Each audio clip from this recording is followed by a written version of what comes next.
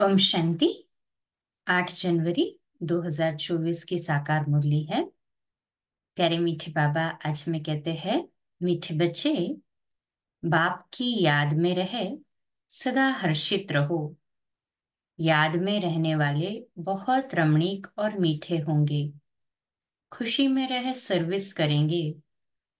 प्रश्न: ज्ञान की मस्ती के साथ साथ कौन सी चेकिंग करना बहुत जरूरी है? उत्तर: ज्ञान की मस्ती तो रहती है, लेकिन चेक करो देही अभिमानी कितना बने हैं। ज्ञान तो बहुत सहज है, लेकिन योग में माया विघ्न डालती है।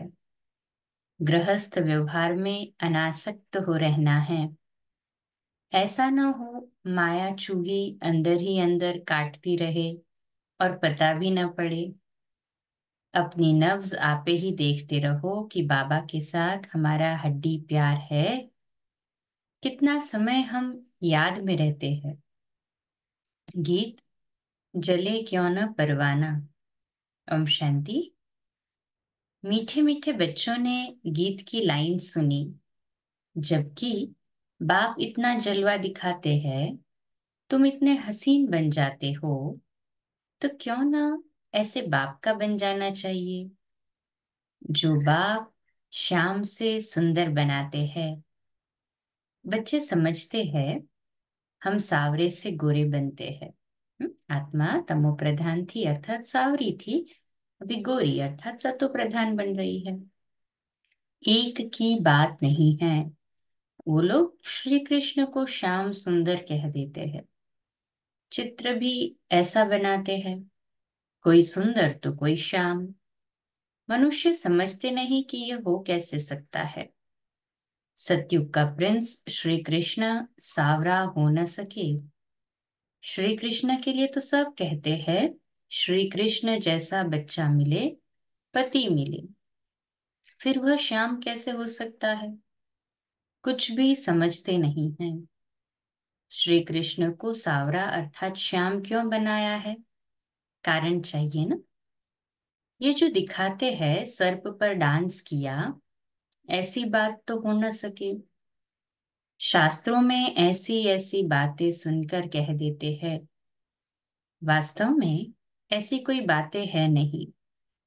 जैसे चित्रों में दिखाते हैं शेषनाग की शैया पर नारायण बैठा है, ऐसे कोई सर्प की शैया आदि होती नहीं है। इतने सैकड़ों मुख होते हैं क्या? वो शेषनाग को कितने मुख दिखा दिए। बाबा कहते हैं कैसे कैसे चित्र बैठ बनाए हैं। बाप समझाते हैं इनमें कुछ भी रखा नहीं है, ये सब भक्ति मार्ग के चित्र है। परंतु ये भी ड्रामा में नोंद है। शुरू से लेकर इस समय तक जो नाटक शूट हुआ है, उनको फिर रिपीट करना है। ये सिर्फ समझाया जाता है कि भक्ति में क्या क्या करते हैं, कितना खर्च करते हैं, कैसे कैसे चित्र आदि बनाते हैं। आगे जब ये सब देखते थे तो इतना वंडर नहीं खाते थे। अब जब बाप ने समझाया है तो बुद्धि में आता है, बरोबर ये सब भक्ति मार्ग की बातें हैं। भक्ति में जो कुछ होता है वह फिर भी जरूर होगा, सिवाय तुम्हारे और कोई भी ये समझ न सके। ये तो जानते हो, ड्रामा में जो पहले से नोंद है वही होता रहता है। अनेक धर्मों का विनाश, एक धर्म की स्थापना होती है। इसमें बड़ा कल्याण है। अभी तुम ये प्रार्थना आदि कुछ नहीं करते हो, वह सब करते हैं भगवान से फल लेने के लिए। फल है जीवन मुक्ति। तो ये सब समझाया जाता है। यहाँ है प्रजा का प्रजा पर राज्य। गीता में है भारतवासी कौरव पांडव क्या करत भय। बरोबर यादवों ने मुसल निकाले। मिसाइल्स देखते हैं ना अभी प्रैक्टिकल। अपने कुल का विनाश किया, ये सब आपस में दुश्मन है। तुम न्यूज आदि सुनते नहीं हो, जो सुनते हैं वो अच्छी तरह से समझ सकते हैं। दिन प्रतिदिन अंदर खिटपिट बहुत है तो सब क्रिश्चियन, परंतु अंदर खिटपिट बहुत है। घर बैठे ही एक दो को उड़ा देंगे। तुम राजयोग सीख रहे हो तो राजाई करने के लिए पुरानी दुनिया की सफाई जरूर चाहिए। फिर नई दुनिया में सब कुछ नया होगा। पांच तत्व भी वहां सतो प्रधान होंगे। समुद्र की ताकत नहीं जो उछल खाकर नुकसान कर दे। अभी तो पांच तत्व कितना नुकसान करते हैं। वहां सारी प्रकृति दासी हो जाएगी, इसलिए दुख की कोई बात नहीं। ये भी बना बनाया ड्रामा का खेल है। स्वर्ग कहा जाता है सतयुग को।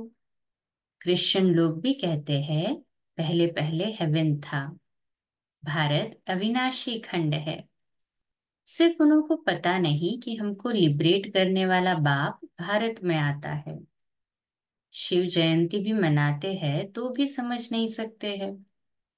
अभी तुम समझाते हो कि भारत में शिव जयंती मनाई जाती है।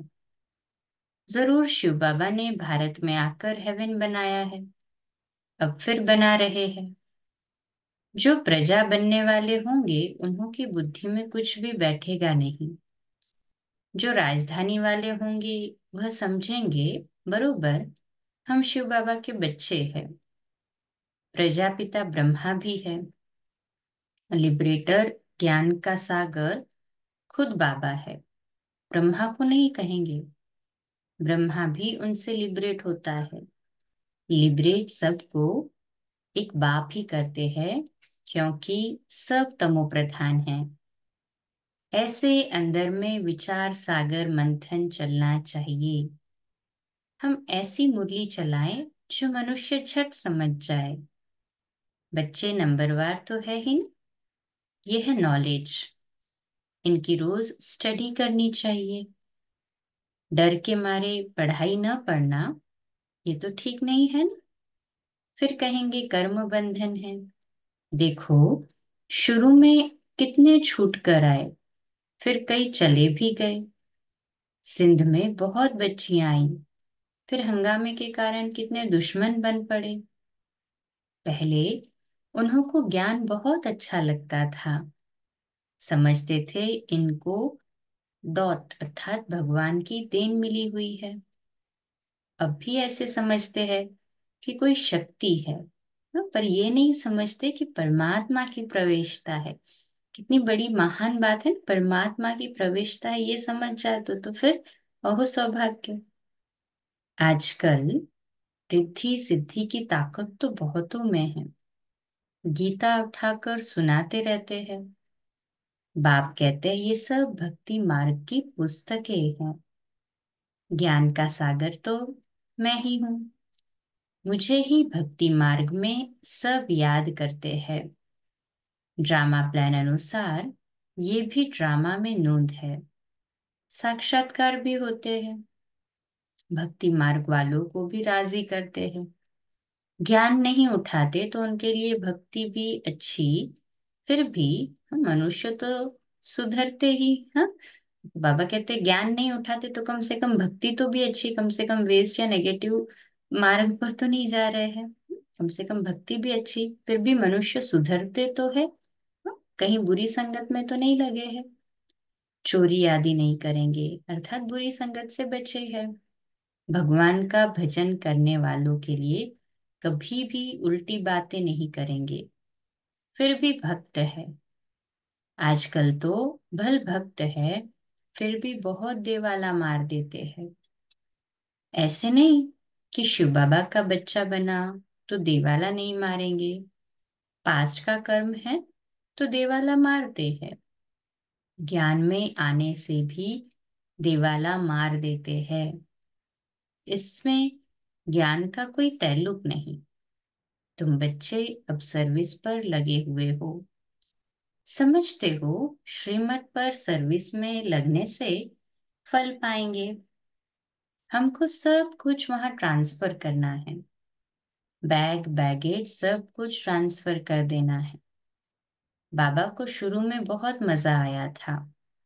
वहां से जब निकला तो गीत बनाया, अलफ को मिला अल्लाह, बे को मिली बादशाही। श्री कृष्ण का चतुर्भुज का साक्षात्कार हुआ। समझा द्वारिका का बादशाह बनूंगा, ऐसा नशा चलता था। अब ये विनाशी पैसा क्या करेंगे?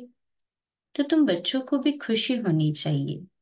हमको बाबा स्वर्ग की बादशाही देते हैं, परंतु बच्चे इतना पुरुषार्थ ही नहीं करते हैं, चलते फिरते गिर पड़ते हैं। अच्छे अच्छे बच्चे बाबा को निमंत्रण देने वाले कभी बाबा को याद नहीं करते। बाबा के पास पत्र आना चाहिए कि बाबा, हम बहुत खुश हैं, आपकी याद में मस्त रहते हैं। बहुत है जो कभी याद नहीं करते।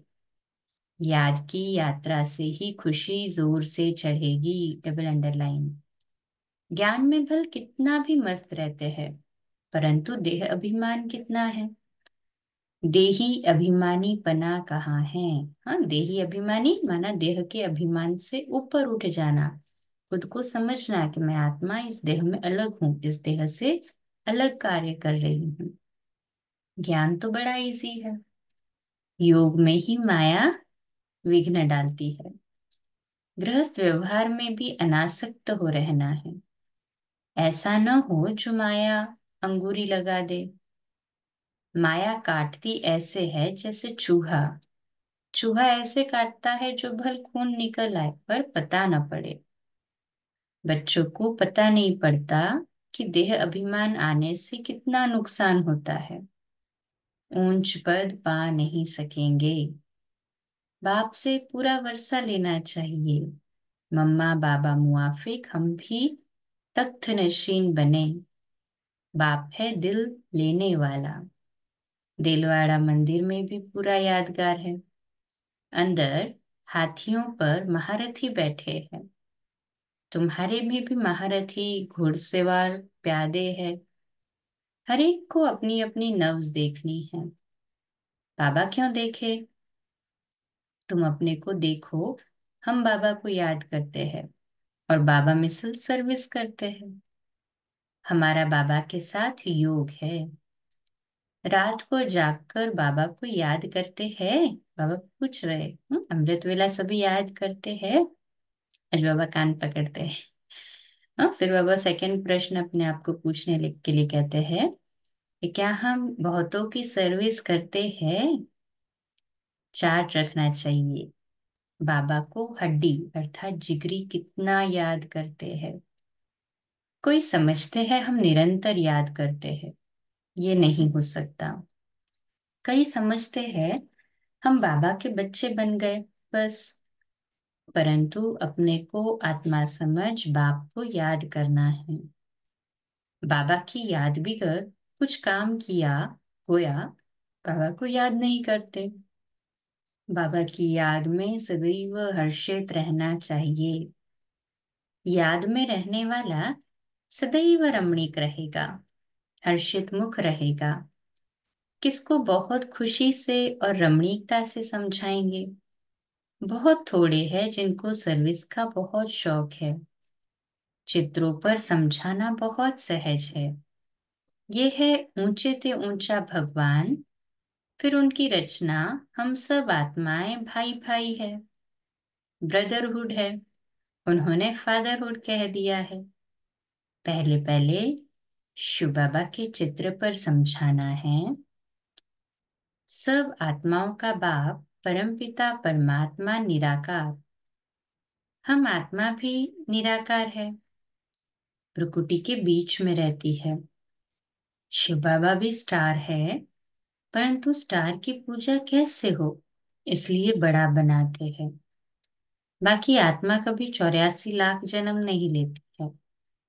बाप समझाते हैं आत्मा पहले अशरीरी आती है, फिर शरीर धारण कर पार्ट बजाती है। सतो प्रधान आत्मा पुनर्जन्म लेते लेते आयरन एज में आ जाती है।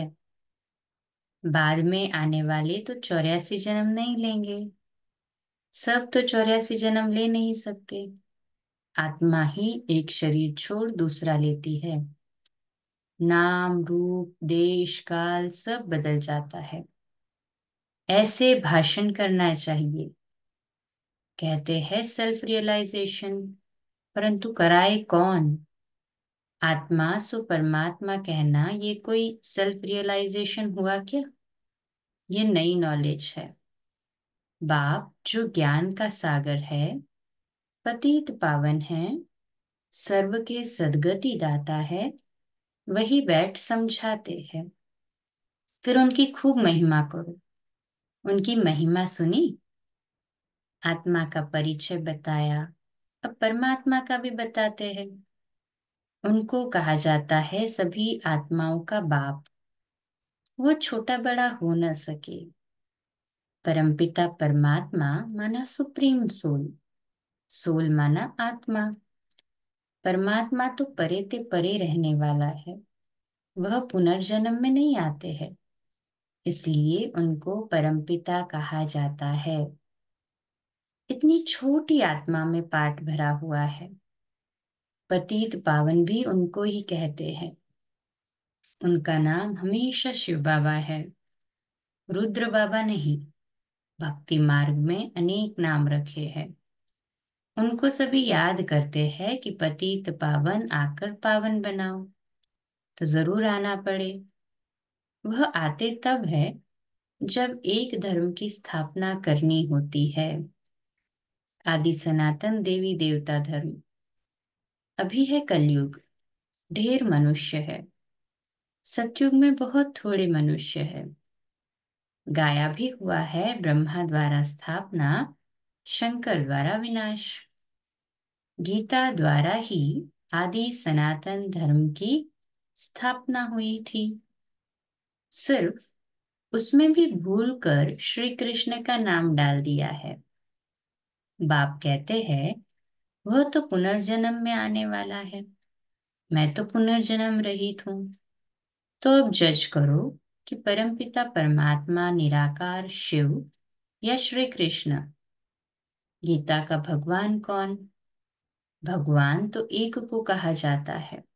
फिर अगर इन बातों को कोई मानता नहीं है तो समझना चाहिए ये अपने धर्म का नहीं है। सतयुग में आने वाला झट मानेगा और पुरुषार्थ करने लग पड़ेगा। मूल बात ही यह है, इसमें तुम्हारी विजय है। परंतु देही अभिमानी अवस्था कहाँ है? एक दो के नाम रूप में फंसते हैं। भक्ति मार्ग में भी कहते थे परवाह थी पार ब्रह्म में रहने वाले परमात्मा की, बाकी डर किसका? बहुत हिम्मत चाहिए।